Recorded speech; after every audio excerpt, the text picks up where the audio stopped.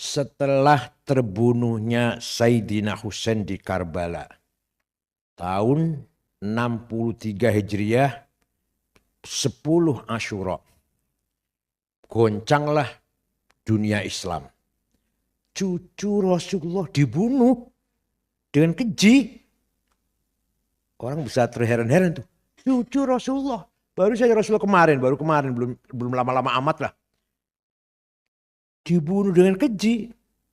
Badannya diinjak-injak, hancur dengan tanah Karbala. Kepalanya diusung ke Kufah, diarak keliling kota Kufah. Kemudian dibawa ke Suriah, dari Kufah dibawa ke Damaskus. Di kereta dengan istrinya, kakaknya, anaknya. Istrinya Fatimah, kakaknya Zainab, Sayyidah Zainab, anaknya Ali Zainal Abidin, dan kepala.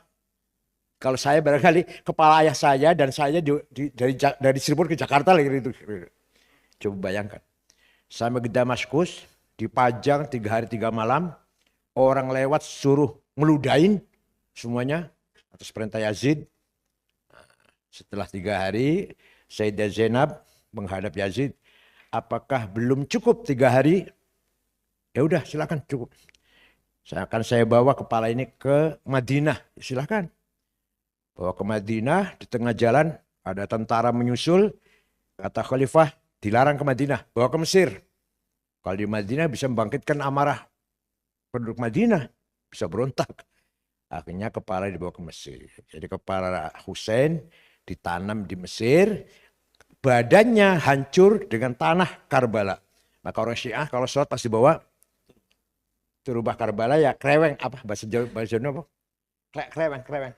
Tanah liat itu untuk sujud. Jadi kalau orang Syiah itu kalau mau sholat, kalau mau sujud sibuk meluruskan batuk dengan ini. Kalau kita masuk masjid Syiah, yang biasa kita rak itu isinya Quran, itu isinya kreweng. Tanah itu. Iya, kalau selesai ditaruh situ. Nanti pas sholat ambil satu. Walhasil, setelah terjadi tragedi itu, orang Irak merasa dosa besar, tidak mampu menolong ahli bait. Maka mereka mengadakan gerakan Bakain, menangis rame-rame bersama-sama. Tiap malam nangis penduduk Irak itu, menyesali kejadian Karbala. Nah, lama-lama berkembang, sampai sekarang kan, kalau 10 Asyura kan pada nangis tuh sampai sekarang. Sampai orang Ciganjur pada bengong. Ceritanya ada orang Syiah acara di Masjid Gus Dur. Nangis. Lah kata Mas Ciganjur, kok matinya kapan sih? Kok masih nangis, matinya kapan sih Sayyidina Husain? Ya, lama-lama Bani Umayyah semakin merajalela. Ya, hidup suka merampas haknya orang lain, bergelimang dengan harta, maka muncul pula gerakan zuhad, yang menggerakkan kelompok yang meninggalkan kemewahan dunia. Ada 2 sudah. Lama-kelamaan ada lagi yang kelompok yang tidak peduli dengan kehidupan dunia. Apa fokusnya? Ibadah, tahajud. Maka disebut ubad. Muncul lagi nusak. Jadi akhir abad pertama itu ada Bakain, gerakan nangis bersama. Ada ubad, gerakan ibadah tahajud bersama atau puasa bersama. Ada zuhad, orang yang meninggalkan kemewahan dunia. Padahal lafal zuhud di Quran hanya sekali disebut. Itu pun bukan, konteksnya bukan perintah. Wa kana minaz zahidin. Yang menemukan Yusuf di sumur itu, menjualnya dengan harga murah karena dia orang yang tidak materialis atau tidak ingin uang banyak lah, dijual murah Yusuf itu. Jadi, cuma itu sekali di Quran, cuma wa kana minaz zahidin, nggak ada selain itu. Lafal itu nggak ada di Quran, yang banyak di hadis. Nah, lama kelamaan terjadi pertama kali Bakain, kemudian ubad, zuhad, lahirlah kelompok yang memisahkan diri dari kehidupan duniawi. Bahkan orang pertama kali mendapatkan gelar sufi itu bukan ahli tafsir, bukan ahli hadis, tapi Jabir bin Hayyan al-Azdi yang wafat tahun 161 Hijriah. Orang apa? Yang menemukan teori aljabar. Beliau itu kalau akan mengadakan observasi, tahajud dulu 100 rakaat. Pagi-pagi izin dulu pada Imam Ja'far Shadiq bin Muhammad Baqir. Baru melakukan observasi. Itu orang dulu seperti itu orang dulu. Kalau kita kan, kalau di SAG udah gak percaya karomah, udah gak percaya. Itu pertama kali orang bergelar sufi. Yang kedua, Abu Hashim Al-Kufi, tinggal di Kufah. Imam Sufyan Tsauri berkata, maziltu ura'i hatta ujalisu Abu Hashim Al-Kufi. Selama ini saya ini jadi orang yang riya. Kata Abu Sufyan Tsauri, ini mujtahid Abu Sufyan tuh.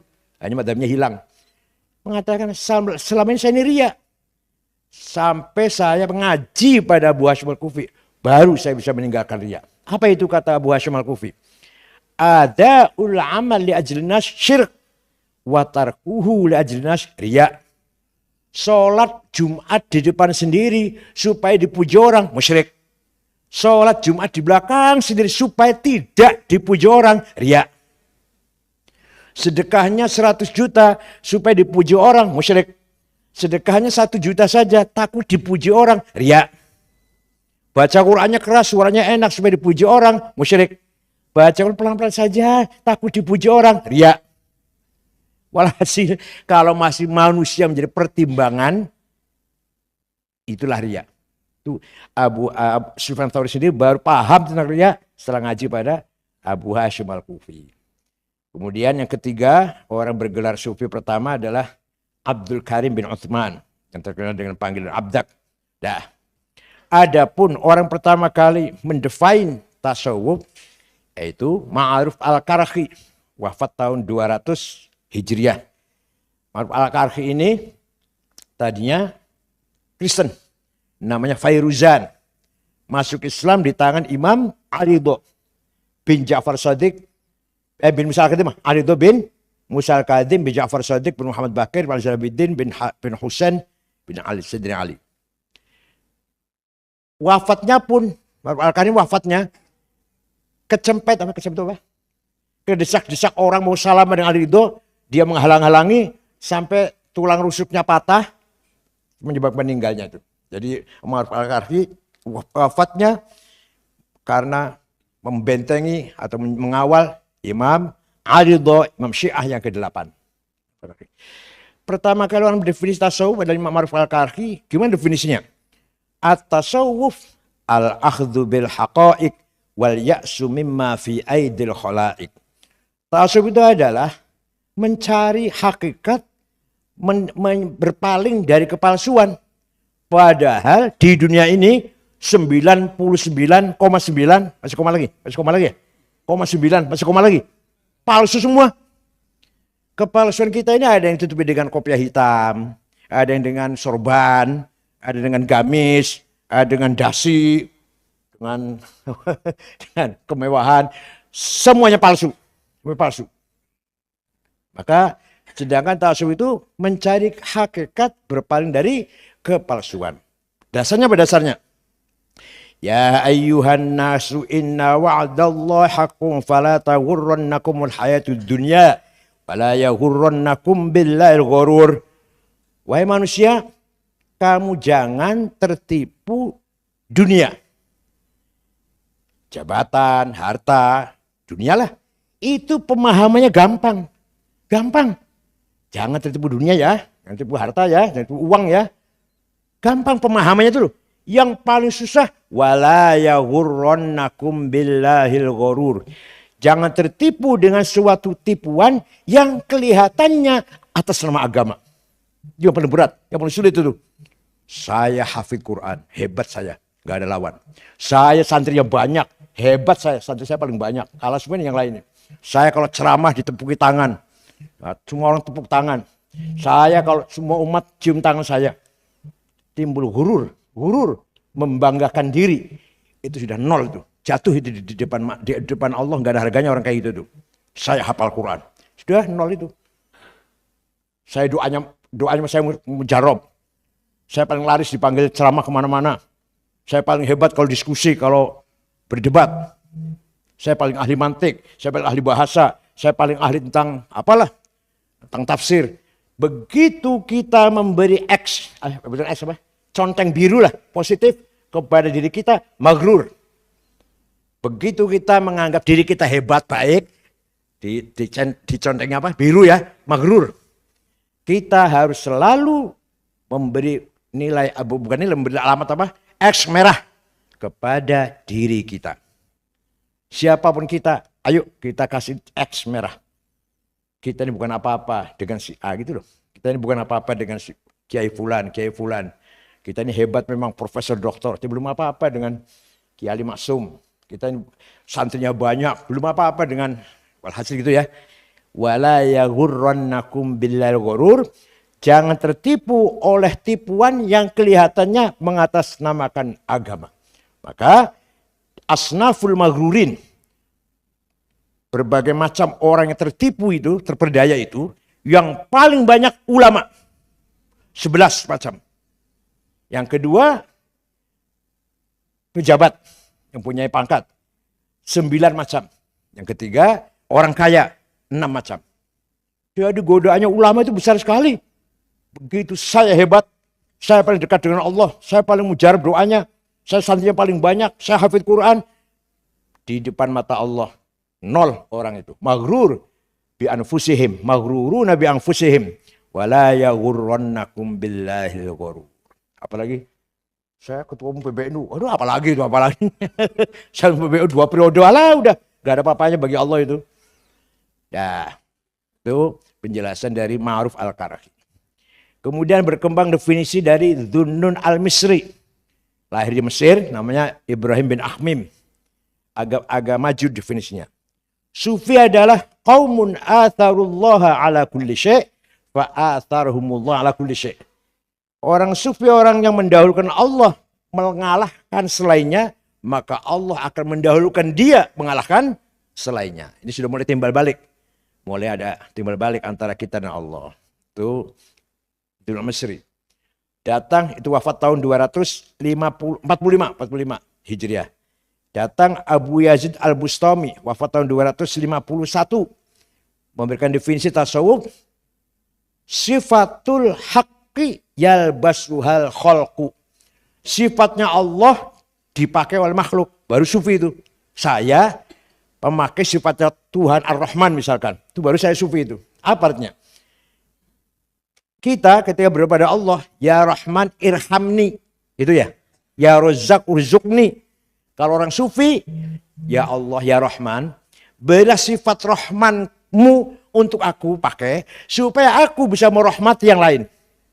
Bukan rahmatilah aku, bukan. Berilah sifat rahmatmu untukku supaya aku bisa memberi rahmat kepada orang lain. Jadi berilah sifatmu kepadaku lah kira-kira itu. Supaya aku bisa memberi rahmat pada orang lain. Bukan kepentinganku, bukan. Itu definisi Abu Yazid Al-Bustami. Datang Abul Qasim Al-Junaidi Al-Baghdadi mengatakan at-tasawuf alla alaqat antakuna ma'allah bila alaqah. Hendaknya kamu dengan Allah nggak ada hubungan. Bukan hubungan antara abid dan Rob. Bukan hubungan antara yang ibadah dan yang disembah. Itu masih transaksional itu. Kamu sholat, saya sholat agar masuk surga. Ayo, berarti kepentingan siapa itu? Supaya saya enak.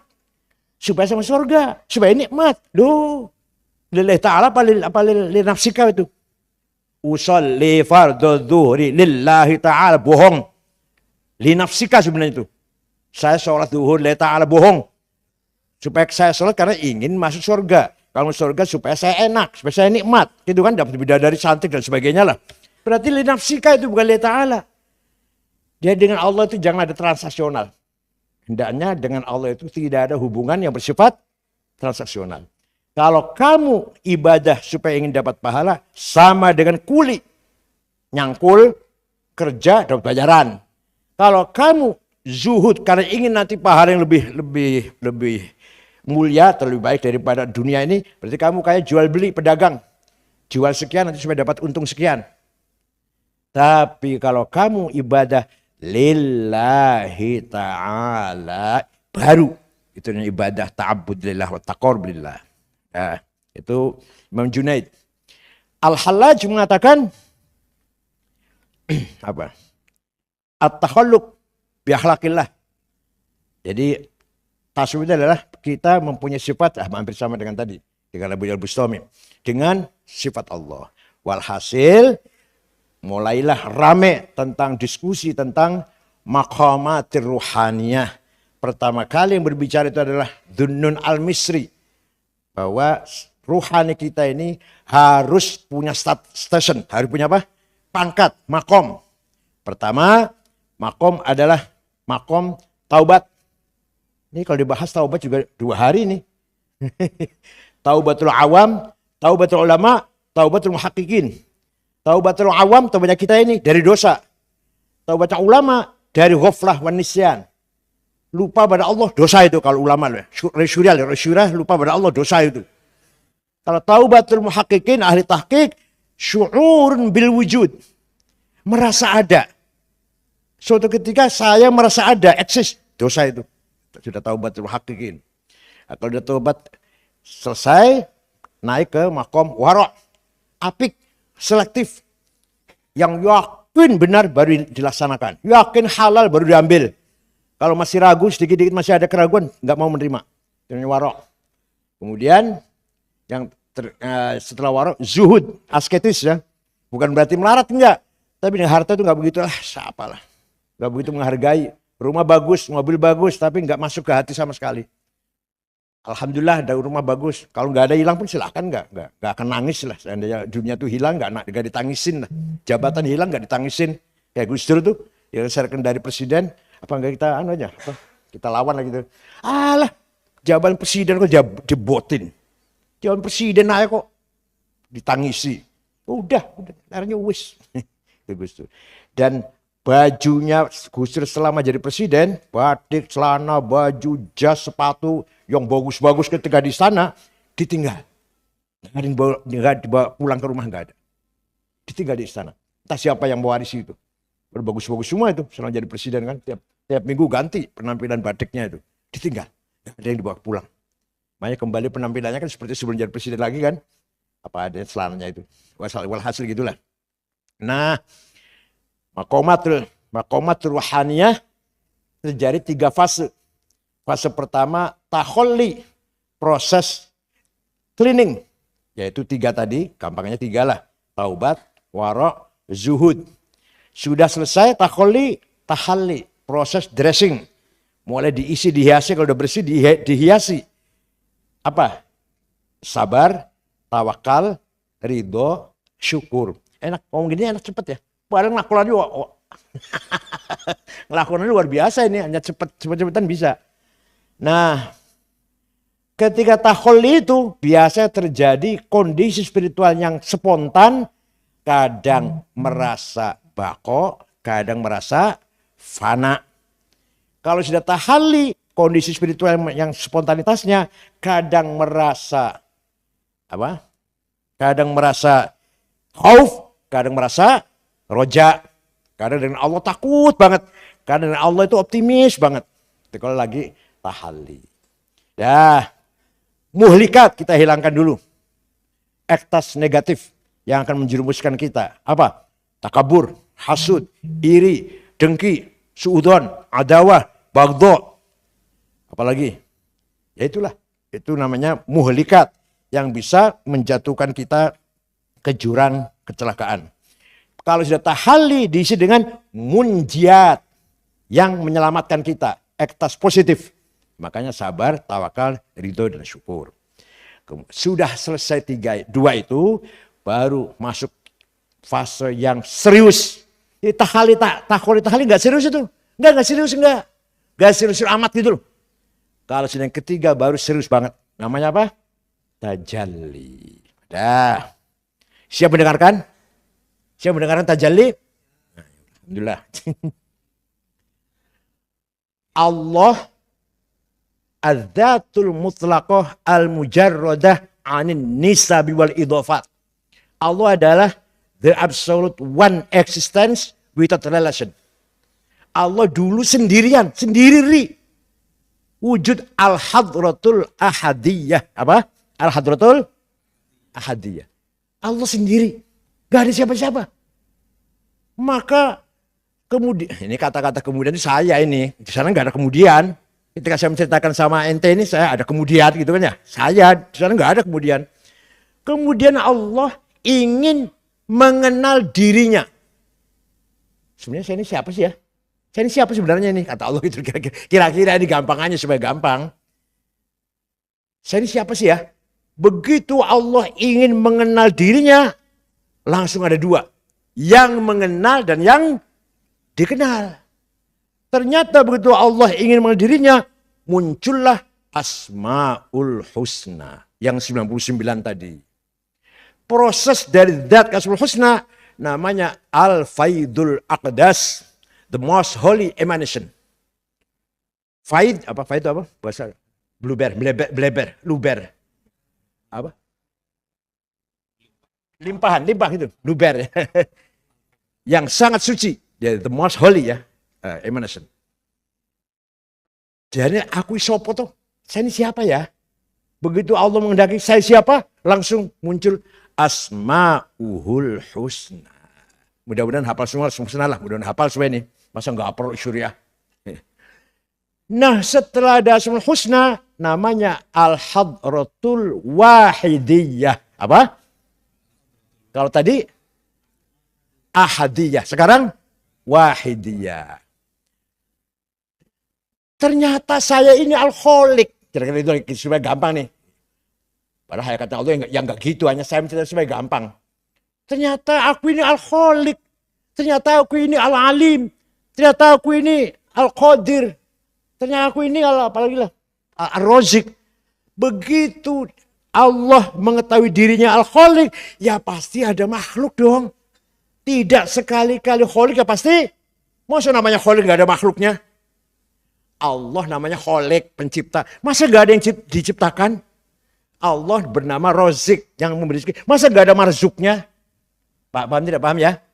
Maka begitu ada Asmaul Husna, lahirlah Al-A'yanus Thabitah. Entitas laten. Laten itu apa laten itu? Ma bainal wujud wal adam. Dikatakan ada, belum konkret. Dikatakan tidak, sudah ada. Namanya laten namanya. Awas bahaya komunis laten. Kan itu ya. Awas bahaya laten komunis. Dari komunis masih ada tapi belum nggak muncul sih.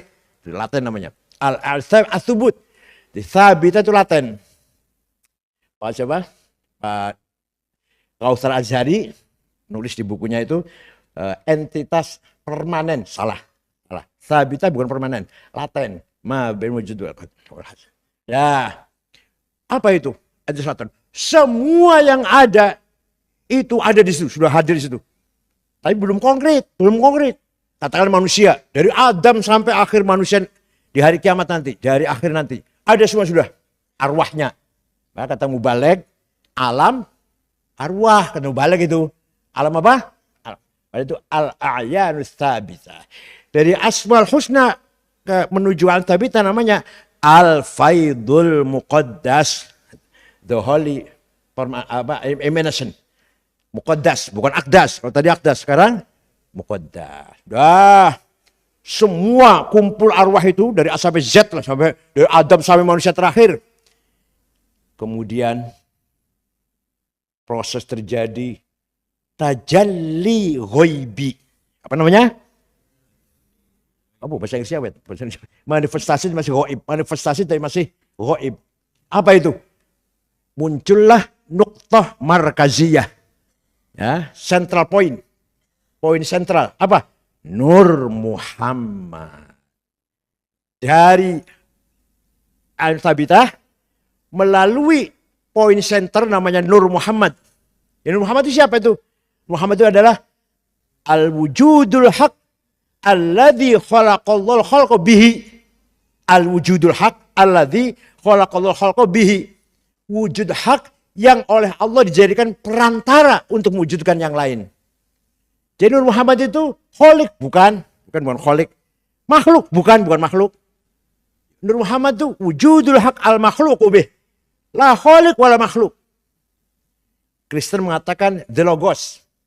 Kita mengatakan Nur Muhammad. Majusi mengatakan Kiomarth. Ya, Greek mengatakan the nous. Al-aql awal. Walhasil ini filsafat sudah semuanya udah tahu lah bahwa asal muasal alam materi itu berasal dari alam yang non materi, imateri, menjadi materi, menjadi parsial ini melalui satu nuktoh, satu poin, kita istilahnya Nur Muhammad. Kalau Kristen mengatakan the logos, kalau Yunani mengatakan the nous, kalau Majusi mengatakan Kiomarth. Walhasil Nur Muhammad adalah kalimat kun. Nur Muhammad itu kalimat kun, fayakun. Lah, ketika Nur Muhammad itu muncul, di situ Allah tajalli ghaibi. Tajalli tapi masih ghaib. Allah sudah mulai nampak. Mulai nampak tapi masih ghaibi. Dari Nur Muhammad itulah terjadi tajalliyat. Beberapa penampilan Allah yang bersifat syuhudi. Atau tanazzulat, dekadensi. Turun. Wujudnya Allah itu turun sudah. Atau ta'ayyunat, identifikasi. Bahasa Jawanya jelenggereng. Konkret jelenggereng, ta'ayyun. Kahanan, menjadi kahanan. Bahasa Jawanya kahanan ain. Jadi kita ini tanazzulatnya Allah, ta'ayyunatnya Allah, tajalliyatnya Allah kita ini. Ya, melalui Nur Muhammad. Oleh karena itu, kita harus selalu sadar bahwa diri kita ini adalah, dalam diri kita ada apa? Ada nafkhah rabbaniyah, divine gas, ada tiupan Allah. Maka kalau kita sadar bahwa kita tiupan Allah, la khaufun alaina wala nahnu nahzan. Tidak usah takut, nggak usah minder. Di dalam diri kita ada nafkhah ilahiyah, ada nafkhah rabbaniyah. Mempunyai kekuatan luar biasa, mempunyai amanah, kepercayaan diri yang luar biasa. Beda dengan tasawufnya yang biasa itu. Kalau tasawuf yang biasa itu adalah Abdul Hakir, Dalil, Fakir. Saya ini hamba yang hina, yang gak punya apa-apa, yang gak bisa apa-apa. Aduh, malah menjadi mundur Islam itu. Tapi kalau tasawuf dari Ibnu Arabi, di dalam diri saya ada nafkhah rabbaniyah. Kenapa takut? Kenapa minder? Kenapa putus asa? Gak boleh kita putus asa. Kalau dalam diri kita ada apa? Nafkhah rabbaniyah. Saya adalah tajalli min tajalliyatillah. Gak usah takut. Itu jadi kata Gus Dur waktu muktamar di Rapiak. Saya belum pulang. Saya baca di majalah Umat waktu itu. Kalau ingin maju NU, tasawufnya jangan tasawuf Ghazali, tasawuf Ibnu Arabi. Saya ada anak yang lagi disertasi S3 menulis nama Ibnu Arabi. Nanti kalau pulang, maksudnya nyebut nama saya udah, saya belum datang Indonesia udah.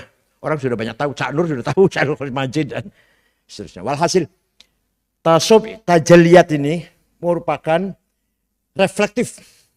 Yang bersifat reflektif. Extraversion. Bersifat dinamis. Beda dengan tasawuf yang kita kenal biasa. Semakin minder, semakin merasa aneh. Adalah Abdul Fakir, Dalil, Hakir. Lah makna li, nggak ada artinya saya ini. Salah itu, salah. Saya adalah tajalli syuhudi Allah. Dalam diri saya ada nafkhah rabbaniyah. Kalau cerita nafkhah begini. Dalam diri manusia, pertama ada al-quwwatun natiqah. The power of intelligence. Yaitu akal, yaitu kecerdasan yang bisa memahami kebenaran. Tapi tidak hanya itu. Ada al-quwwatul mutakhayyilah, the power of idea, kemauan, hasrat, cita-cita, ada an-nafas di jiwa, mau menang, mau kaya, mau jadi bupati, tadi an-nafas al-mutakhayyilah, bukan khayal tuhan, bukan mutakhayil itu artinya yang betul-betul hasrat yang besar lah, lahirnya azimah pada al-quwwatul mutakhayyilah. Tapi al-quwwatun natiqah, al-quwwatul mutakhayyilah tidak akan punya nilai kalau tidak didasari dengan an-nafkhah ar-rabbaniyah yang adanya fi qulubina. Maka hati kita lah yang akan menentukan jalan arahnya kecerdasan kita atau hasrat kita.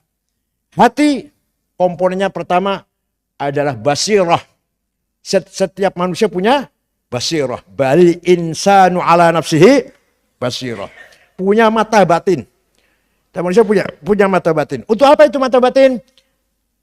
Fa'alhamaha fujuraha wa taqwa. Untuk membedakan mana baik mana buruk. Ini salah, ini benar, ini lempeng, ini bengkok. Semua manusia walaupun buta huruf, walaupun nggak sekolah, tahu mana benar, mana salah. Itu dari basirah. Setelah basirahnya berfungsi, akan estafet pada domir, conscience. Itu yang akan mendorong kita salah satu perintah atau larangan. Kalau kamu sudah tahu itu benar, if'al, do it. Kamu sudah tahu kan ini salah, ini melanggar. Don't do that, la taf'al. Itu yang ngomong gitu namanya apa? Domir, conscience. Nah, ada 3 grade sih. Ada domir istima'i, domir lingkungan. Kalau tengah-tengah santrinya, aduh khusyuk, tengah-tengah muridnya itu. Jadi kalau ke luar negeri, wallahu alam, itu namanya itu domir istima'i. Masih mending itu punya domir daripada di depan mertuanya, gak karu-karuan. Yang nomor 2, domir konuni, legal formal. Ada SK berangkat, gak ada SK enggak. Ada selari, ada honor, jelas saya kerjakan. Enggak ya enggak. Itu namanya domir konuni. Masih baik daripada SK diterima, honor diterima, amplop diterima, selama enggak mau. Khutbah enggak mau. Yang ketiga yang paling tinggi adalah domir dini. Domir yang memberi motivasi kepada kita if'al, tapi berdasarkan agama. Dimanapun, kapanpun, ada selari apa enggak, kalau memang itu baik kita lakukan, kalau memang itu salah kita tinggalkan, kita larang. Orang lain pun jangan melakukan. Walhasil itulah pentingnya domir. Istafti qalbak albirru mat'ani qalbuk wal itsmu ma hakifi nafsik wa taraddal bis sadr. Kalau yang kamu lakukan itu dengan tenang, percaya diri, masuk medsos malah senang malah. Istrinya mendengar, anaknya mendengar, senang malah. Itu pasti benar itu yang kamu lakukan. Jadi kalau kamu lakukan itu ragu-ragu, tengok kanan, tengok kiri dulu. Jangan ada yang tahu, istri jangan tahu, anak jangan tahu, santri jangan tahu. Ah itu pasti wal itsmu itu, dosa itu. Hal yang dosa itu. Nah itu namanya domir kita masih hidup itu. Bisa mencegah atau mendorong. Nah, kalau sudah domir itu selesai berfungsi, akan estafet pada depth of heart. Fuad. Fuad itu apa? Nurani lah. Fuad. Maka zabal fuadu maro'a. Yang namanya fuad tidak mungkin bohong. Yang bohong itu mulut. Mulut masih halus. Cangkem. Wallahi. Saya gak tahu menau. Tahu. Demi Allah saya ikut campur. Ikut. Saya dapat sedikit sumpah. Banyak. Bukan saya. Ayo. Makadzab. Gak bisa bohong fuad itu. Makadzabal fuadu maro'a. Oleh karena itu nanti di akhirat. Kalau Allah mengadili makhluk ini. Bukan satu persatu maju gitu. Bayangkan kita gitu ya. Satu maju diadili gitu. Ya berapa ratus tahun. Kita akan mengadili diri kita sendiri. Kita sendiri akan tahu. Nahnu min ashabil yamin. Atau min ashabil shimal. Dari mana? Dari fuad kita.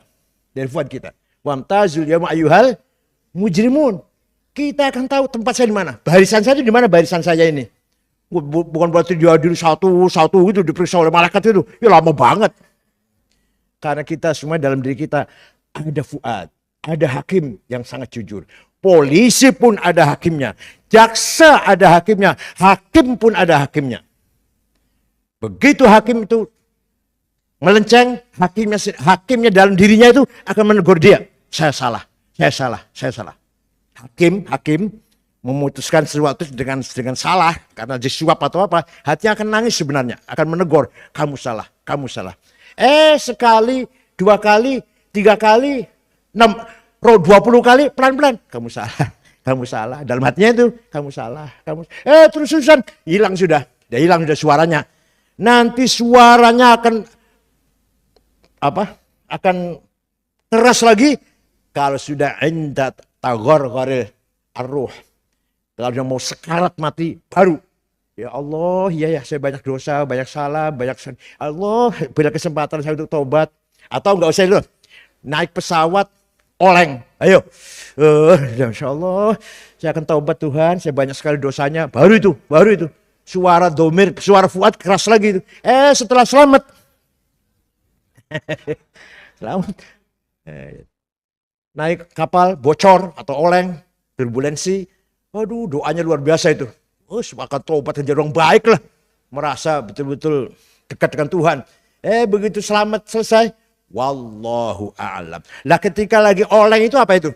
Itu suara Fuad. Suara kejujuran. Yang bukan suara kepalsuan. Saya banyak dosa. Saya banyak melanggar. Ampunilah saya. Ya Allah. Itu suara Fuad itu. Ketika lagi. Atau lagi sakit parah. Itu suara Fuad itu. Ya, kalau udah sembuh ya Allah alam sih. Walhasil itulah yang namanya kolbu. Setelah itu nanti ada asror. Kekuatan yang sekret. Kalau asror maunya yang siri lagi. Gak mau yang konkret. Gak mau yang kasat mata. Karena kekuatan asror. Maka yang mau dilihat adalah yang asror. Itu kekuatan asror. Banyak ceritanya lah. Banyak sekali ya. Gus Dur paling banyak. Ke Australia. Nginepnya di rumahnya Pak Fakhri Ali. Fakhri Ali lagi S3 di sana. 3 hari itu nginep di Fakhri Ali. Suatu malam lihat TV. Pak Fakhri, istrinya, Gus Dur. Jam 8:30 Pak Fakhri permisi Gus mau istirahat. Ya silakan. Pak Fakhri masuk kamar dengan istrinya. Gus Dur masih nonton TV. 10:30 istrinya Fakhri Ali keluar. Gus Dur ngorok. TV masih nyala. Dimatiin. Jangan matiin mbak. Itu lagi seru-serunya itu. Lagi seru-serunya itu. Kelihatannya ngorok tapi masih lihat TV itu ceritanya. Ini yang cerita Pak Fakhri sendiri nih dengan istrinya cerita gitu. Ahmad Tirto Sudiro, ketua DPA, menghadap presiden, lapor. Tidur ngorok. Tersinggung, Jenderal Ahmad Tirto Sudiro tersinggung. Gimana nih? Teruskan apa enggak? Teruskan. Terus lapor. Sudah selesai Pak? Sudah. Dijawab. Apa yang tadi dilaporkan oleh Ahmad Tirto Sudiro oleh Gus Dur dijawab. Pada tadi tidur padahal. Nah, selesai itu Ahmad Tirto Sudiro ngomong sama wartawan di luar. Tadi waktu saya laporan presiden tidur. Kok bisa jawab ya? Itu pengakuan dari ketua DPA Jenderal. Masih hidup gak ya? Masih hidup gak Ahmad Tirto Sudiro? Udah meninggal ini. Walhasil yang seperti itu banyak. Contoh ziarah ke Sunan Ampel jam 12 malam. Rombongan Haji Masnu, saya, Haji Sulaiman, Gus Nukman. Kita yang lain disuruh zikir keras, gak boleh pelan. Loh, sampai capek lah. Gusnya diem saja. Selesai ziarah, ngeten Kang Said. Tadi Sunan Ampel ngendikan ngeten. Tadi Sunan Ampel berkata begini. Coba, itu kekuatan asror. Ya banyak kalau mau cerita itu banyak sekali. Syekh Wasil An-Nisaburi yang di Kediri itu punya cerita seperti itu. Syekh Subakir, Ahmad Subakir punya cerita seperti itu. Dan wali-wali yang lain juga banyak. Nah, setelah asror namanya kekuatan latifah, latoif. Dulu ayah saya ketika ngajar memberi makna latifah paling sulit. Barang lembut, barang halus. Sekarang kita mengartikan lebih gampang. Software. Gampang kan? Latifah itu software. Kekuatan soft yang bisa menangkap Lauh Mahfud. Bisa menangkap ilmu lauh wal qalam. Itu software. Contoh, Sayyidina Umar. Dapat surat dari gubernur Mesir. Ya Amirul Mukminin, Sungai Nil surut. Dulu sebelum Islam, kalau Sungai Nil surut, pertanda dia minta tumbal. Tumbalnya gadis cantik, dikasih perhiasan lengkap, dibuang ke sungai, nanti air datang, si gadis ditelan air. Sekarang sudah Islam bagaimana?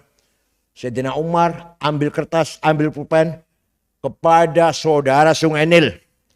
Kalau kamu mengalirkan air karena Allah, mengalirlah, kami butuh kamu, butuh airmu. Tapi kalau kamu ngalir karena ingin perempuan cantik, gak usah ngalir, kami gak butuh kamu. Dilempar ya sana ya. Bawa ke Mesir dilempar ya. Dilempar bawa ke Mesir. Sampai sekarang. Gak pernah surut. Tak ada dalam sejarah. Bukan karangan saya, bukan, ada dalam tarikh itu. Jadi Sungai Nil sejak itu sampai sekarang nggak pernah surut berkat karomahnya suratnya Sayyidina Umar bin Khattab. Banyak lagi lah cerita gitu, banyak lagi. Atau perang Badar. Sudah pedang habis, senjata habis, masih ada satu yang belum kebagian pedang. Siapa namanya? Ukasyah bin Muhsin al-Usdi. Apa ya? Nggak ada golok, nggak ada ketepel, nggak ada habis. Rasulullah ngambil pelapahnya korma. Nih, mana sana? Itu nanti Ukasyah dengan pelapah korma bisa membunuh beberapa orang Quraisy, orang kafir. Maka terkenal Ukasyah itu kan sakti ya, sakti. Doa Ukasyah. Ya banyaklah kita semua tahu lah dalam kitab cerita seperti itu. Itu adalah kekuatan lataif atau latifa. Itu sekilas seperti itu tasawuf itu. Jadi kita mari memahami tasawuf bukan identik dengan kekumuhan, dengan kemunduran, dengan keterbelakangan. Bukan. Nah, ini. Musibahnya tarekat. Terus terang saja. Tarekat ini akibatnya negatif. Kalau secara ilmiah lu ya. Tasawufnya menjadi jelek karena anggotanya coba lihat tuh. Lihat tadi tarekat kumuh-kumuh, tukang sampah, tukang beca, juhala yang ikut tarekat itu. Orangnya juga akan rusak. Pengikut tarekat akan rusak juga. Masih bodoh sudah diajari usul, ma'rifat. Oh, nanti ngobrolnya Masya Allah. Tadi malam saya jumpa Rasulullah. Nanti ngobrol gitu nanti. Tadi malam saya jumpa Rasulullah SAW. Terus begini-begini. Nah itu rusak itu. Walhasil sebenarnya tarekat adalah madrasah. Madrasah ruhaniyah yang masuk madrasah itu sebenarnya harus diseleksi. Harus yang sudah makomnya. Sudah selesai syariatnya. Sudah selesai dengan dirinya lah. Baru masuk tarekat. Nah orang awam masuk tarekat. Tasawufnya menjadi rusak karena pengikut tasawuf adalah juhala. Dia yang orang ini juga rusak. Karena sudah menganggap mendapatkan makom. Hampir wali lah sudah. Merasa hampir wali tarekat itu. Nah, ini kan bahaya juga. Ini sebuah kritik pada tarekat. Tapi kalau tarekatnya betul-betul madrasatir ruh. Madrasah ruhaniyah. Ya baik. Monggo. Tapi kalau tarekatnya salah-salah. Yang penting anggotanya banyak. Tidak seleksi sama sekali, tidak selektif sama sekali, malah membahayakan semuanya. Walhasil, tasawuf merupakan kekuatan spiritual. Saurah ruhaniyah, revolusi spiritual tasawuf itu. Gak sembarangan, revolusi spiritual tasawuf itu. Dengan melakukan latihan-latihan, mujahadah, banting tulang, membanting dirinya sendiri, hilangkan semua kesombongan, egois, ananiah, buang semuanya. Insya Allah kita akan masuk ke dalam wilayah maqamatil arifin. Dan yang heran, Ibnu Sina yang begitu terkenal dokter filosof, akhir umurnya menulis maqamatul arifin. Imam Ghazali, Fiqih, Al-Wajiz, Al-Wasit, Al-Basit. Karangannya, usul fiqih, Al-Mustasfa, Al-Mankhul, Al-Qiyas, ilmu kalam, Al-Iqtisad, Fil-I'tiqad, Hijabul Amal, Ilmu Kalam, Akhlak, Mizanul Amal, Adabud Dunya Wad Din, dan sebagainya lah. Bidatul Hidayah, Minhajul Abidin. Terakhir, dia menjadi rektor kan, sudah 2 tahun jadi rektor, An-Nizamiyah.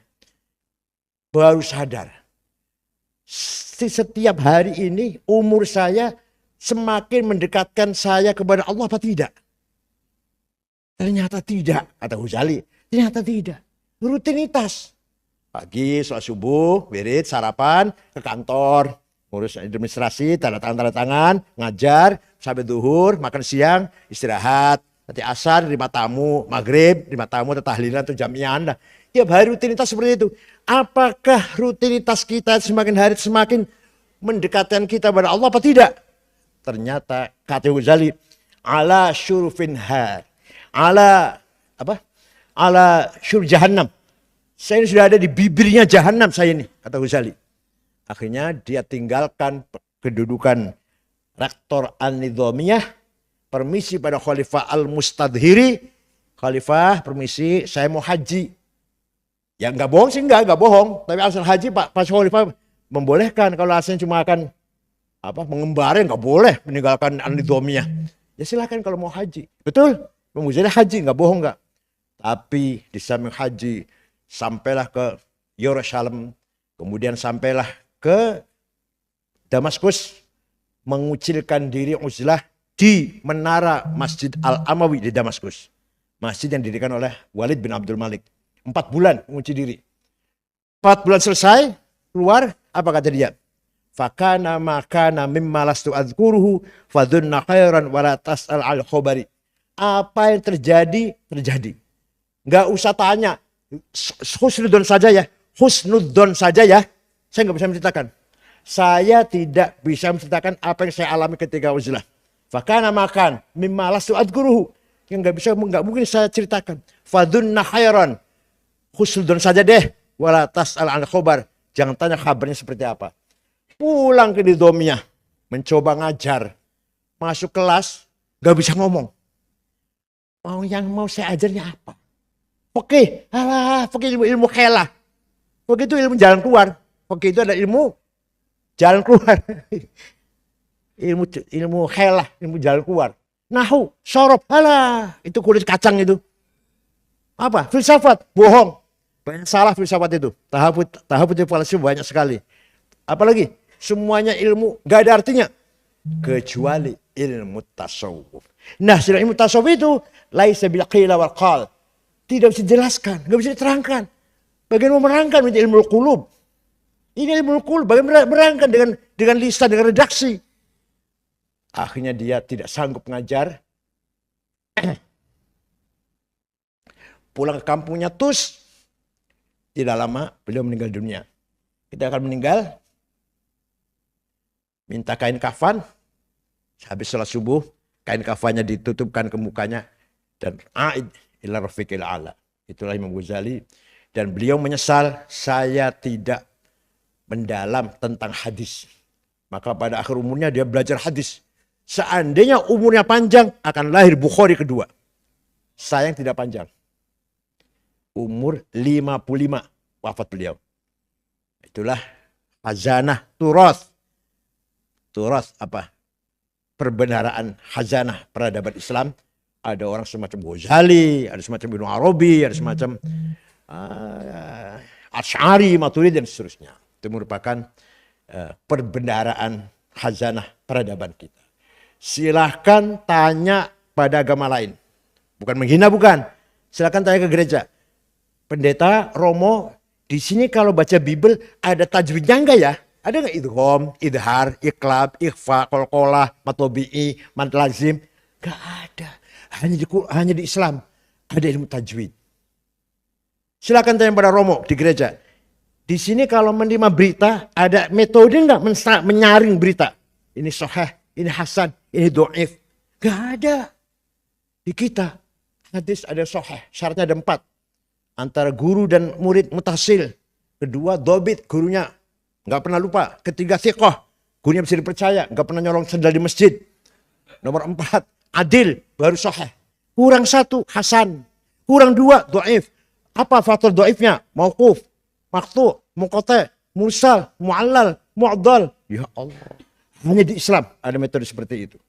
Silakan tanya Pak di gereja atau di wihara atau apalah agama yang lain. Gak ada ilmu itu. Kalau nahwu ada, kalau grammar atau ilmu hukum ada. Kalau ilmu seperti ini nggak ada. Ada nggak di sini? Memahami Bible itu ada. Seperti kita ada makiyah, madaniyah.